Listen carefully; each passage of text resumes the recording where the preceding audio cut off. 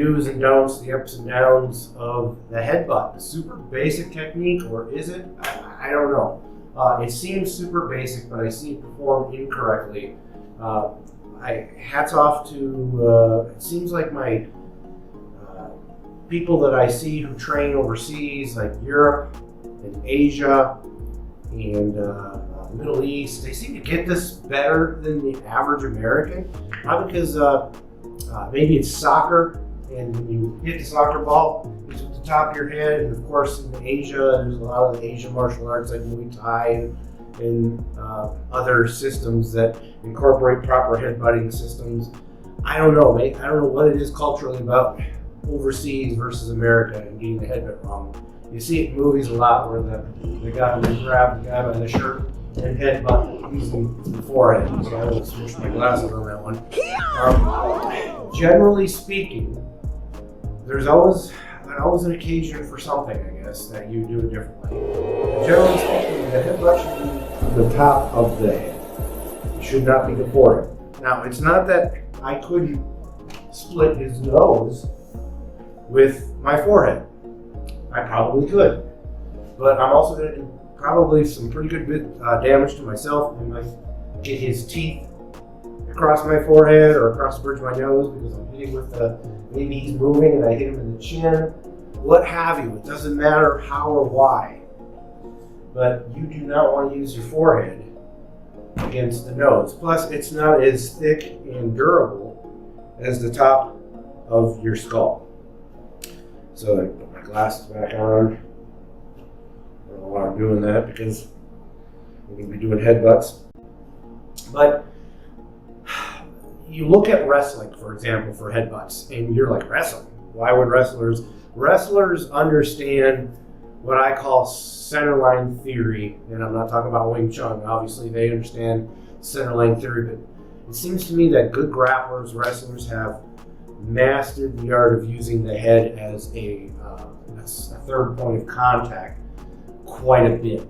You see that, and I'll probably roll in some video of clinch training where I've got the underhook and I've got the head tie, and I'm using the top of my head as a third point of contact.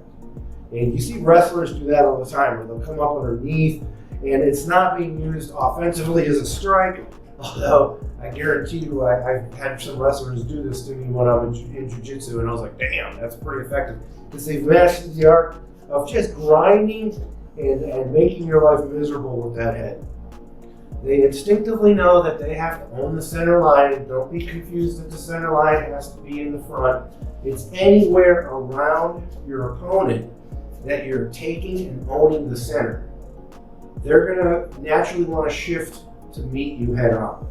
But if you've got a good underhook, and I use an arm, I apologize, and a good collar tie, for example, or maybe you've got sleeve control, or you've got gi control, and you're using that head as a third point of contact, you can control their balance quite a bit. So your headbutt doesn't have to be, a good plumb position. I've heard people teach it on the internet incorrectly that you grab the back of the neck. When you do plumb in Muay Thai or any, it doesn't have to be Muay Thai, but this clinch position here, the head control, where in Muay Thai I think they call it the plumb. It's the nape, it's the top of the neck, the back of the head, because you can control the head. I'm pinning with my arms, I'm using my elbows as a brace, and I'm using that control. If I'm at the back of the neck, I just don't have the same control. It works in a pinch, but the proper way to do this is like this. And then you can boom, boom, like if I've got here, I switch over, boom, and I own the center line and use that strike. That would be an example of when you would use it in combat. From the clinch position, transitioning in between, making your opponent suffer. It's not necessarily a knockout blow, but I've got a good clinch position. I'm using the head as a third point of contact, and maybe he's fighting for that underhook, and so I drop my weight, boom, and just to distract him, get into the boom, to the second one, and then boom, boom. Maybe I'm going for a throw or something, it doesn't matter. The headbutt is awesome for those in-between stages. You're not just going to walk up to somebody and boom. I suppose you could. especially if they're drunk, or they throw that punch at you, you elbow block, you melt it and you clinch, boom. Those are the times you would use the headbutt. I think I've just wrapped that. I'm going to wrap it up with this. I think that pretty much explains it. Guys, if you have any questions, comments, concerns about the headbutt, when and when not, I think I covered it in that it's a great transitioning strike for clinch. Now, again, it's not that you can't be boxing and boom and hit somebody like that. It just doesn't seem realistic to me from all the sparring I've done over the years. It just seems like the grapplers, wrestlers have really mastered the concept.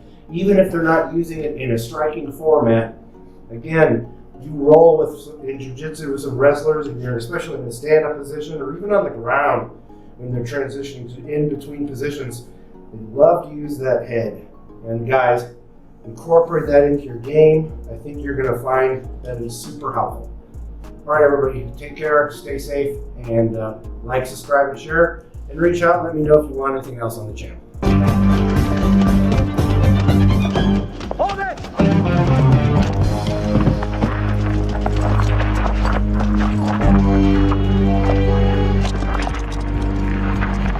Get him on him! Let's roll.